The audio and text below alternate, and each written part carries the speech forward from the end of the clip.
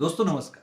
आज की शॉर्ट में आपसे चर्चा करता हूं कि लिबरलाइज रेमिटेंस स्कीम के तहत आप इंडिया से बाहर कितनी धनराशि भेज सकते हैं। तो as on date liberalised remittance scheme के तहत कोई भी भारतीय व्यक्ति $2.5 लाख तक की राशि बिना आरबीआई के अप्रूवल के इंडिया से बाहर भेज सकता है। अब पर्पस मेडिकल भी हो सकता है, एजुकेशन भी हो सकता है, या फॉर एन एग्जाम्पल बच्चों को या किसी भी रिलेटिव को गिफ्ट दिया जाना भी हो सकता है। अब क्वेश्चन ये आता है कि यदि आप इंडिया से बाहर एलआरएस स्कीम में पैसा भेज रहे हैं तो क्या उस पर इनकम टैक्स लगेगा। तो नेचुरली कोई भी व्यक्ति ये सोचेगा कि साहब मैं अपनी जमा पूंजी में से ही तो कुछ राशि इंडिया से बाहर भेज रहा हूं, तो फिर इनकम टैक्स लगने की बात कहां से आए। तो दोस्तों इनकम टैक्स तो नहीं लगता, पर आपसे टीसीएस कलेक्ट होने का प्रावधान section 206 C of income tax act 1961 में था और अब नए लॉ में सेक्शन 394 के रूप में उपलब्ध है।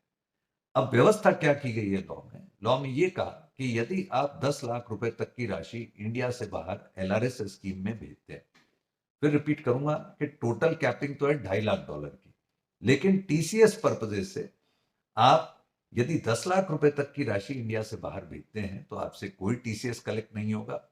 अब यदि आप मेडिकल एजुकेशन पर्पजेज से कोई धनराशि भेज रहे हैं तो 10 लाख से ऊपर की राशि पर 2% टीसीएस कलेक्ट होगा।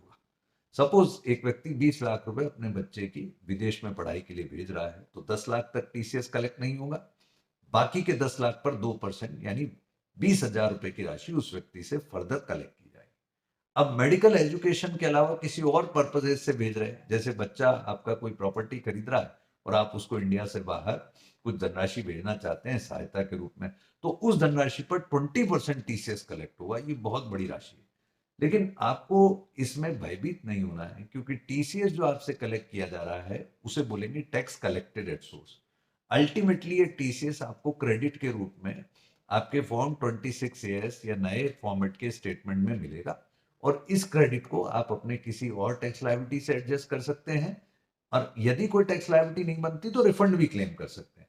तो ये एक इंटरेस्टिंग व्यवस्था है कि मैं ये नहीं कहूंगा कि इनकम टैक्स लग रहा है, मैं ये कहूंगा आपसे टीसीएस कलेक्ट किया जा रहा है, उस टीसीएस की अल्टीमेट क्रेडिट आपकी फाइनल टैक्स लायबिलिटी से एडजस्ट हो। एक और इंटरेस्टिंग बात रखता हूं, यदि आप एजुकेशन लोन लेकर के फॉरेन रेमिटेंस कर रहे हैं तो 2% का टीसीएस भी आपसे कलेक्ट नहीं होगा। तो यदि एजुकेशन पर्पजेस से आप लोन लेकर रेमिटेंस देते हैं तो टीसीएस कतई नहीं कलेक्ट होगा। I hope you will find all this content useful. Thank you.